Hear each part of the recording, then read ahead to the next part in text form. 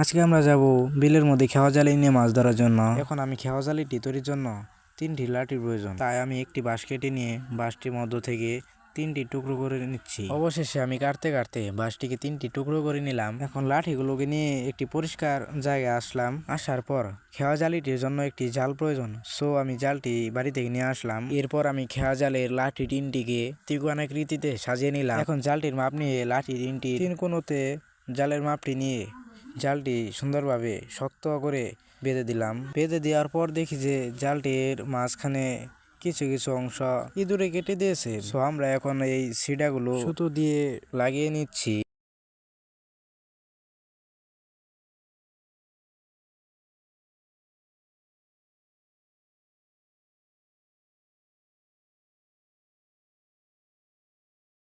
পরিশেষে আমাদের এই সিডাগুলো লাগানো শেষ হয়ে গেল। এখন আলহামদুলিল্লাহ আমাদের জালিটি সম্পূর্ণভাবে তৈরি হয়ে গেল। এখন আমি এবং আমার সাথে আমার পার্টনার দুজনে বাড়ি থেকে প্যান্ট এবং পাতিল নিয়ে আসলাম। এরপর আমি বিলের ধারে এসে এই প্যান্টটি পরে নিলাম। প্যান্টটি পরার কারণ হচ্ছে আমাদের বিলের মধ্যে পানি অনেক চুলকায়, সো যার কারণে প্যান্টটি পরলাম। এখন দুজনে মিলে ধীরে ধীরে বিলের মধ্যে নেমে পড়লাম। ধীরে ধীরে আমরা চলে আসলাম, আমরা যাকে বলি মান্দার মধ্যে সেই জালিটি পানার ভিতরে ঢুকিয়ে নিলাম। জালিটি পানার নিচ দিয়ে ভালোভাবে ঢুকিয়ে জালিটির মধ্যে যে পরিমাণ পানা রাখা যাবে সেই পরিমাণ পানা টেনে নিয়ে এসে জালির মধ্যে ঢুকিয়ে নিলাম। এখন পানাগুলো জালির মধ্য থেকে পরিষ্কার করে নিচ্ছি। আপনাদের ভিডিওটি কেমন লাগতেছে অবশ্যই কিন্তু কমেন্টে বলে যাবেন।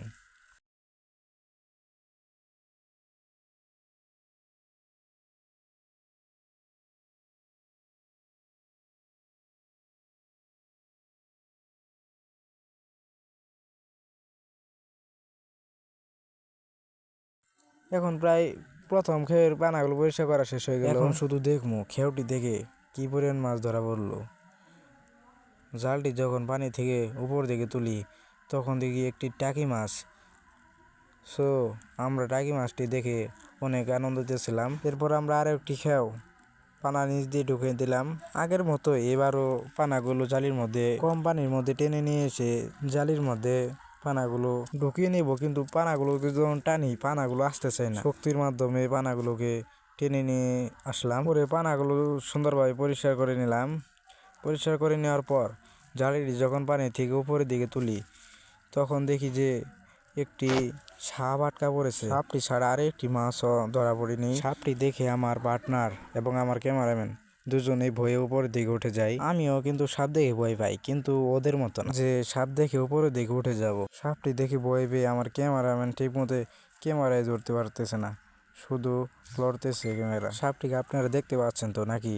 আর সাপটির নাম কি অবশ্যই কমেন্টে বলে যাবেন। এখন আমি দেরি না করে সাপটিকে পানিতে ফেলে দিলাম। এরপর আমরা 3 নম্বর খেও দেওয়ার জন্য রেডি হয়ে গেছি। অবশেষে আমরা 3 নম্বর খেয়ের পানাগুলো পরিষ্কার করা শেষ করে ফেললাম। এখন আমার পার্টনার ভালোভাবে কাজ করতেছিল না, কারণ সাপ দেখে সে ভালোই ভয় পেয়েছে। যখন জালিটি পানি থেকে উপরের দিকে তুলি তখন দেখি জালির মধ্যে দুটো টাকি দেখা যাচ্ছে। টাকি মাছ দুটি দেখে আমার পার্টনার দেখেন কত খুশি।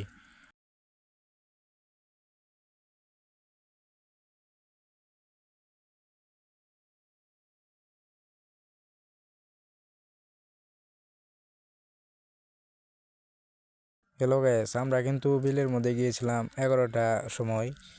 আমরা যখন আসি তখন দেখি যে 3টা বেজে গেছে। আপনাদেরকে আগেই বলি সময় হিসেবে কিন্তু আমরা বেশি একটা মাছ ধরতে পারিনি। আপনাদের ভিডিওটি কেমন লাগলো অবশ্যই কমেন্টে বলা যাবেন। আর চ্যানেলটিকে সাবস্ক্রাইব করে না থাকলে একটি সাবস্ক্রাইব, একটি লাইক ও শেয়ারের মাধ্যমে অপরকে দেখার সুযোগ করে দিবেন। সকলে ভালো থাকবেন, সুস্থ থাকবেন, দেখা হবে পরবর্তী ভিডিওতে। এই যে আপনারা দেখেন আমাদের মাছের পরিমাণ, আমরা আজকে খেওয়া জালটি থেকে এই মাছগুলোই ধরতে পেরেছি। সকলকে ধন্যবাদ। আসসালামু আলাইকুম।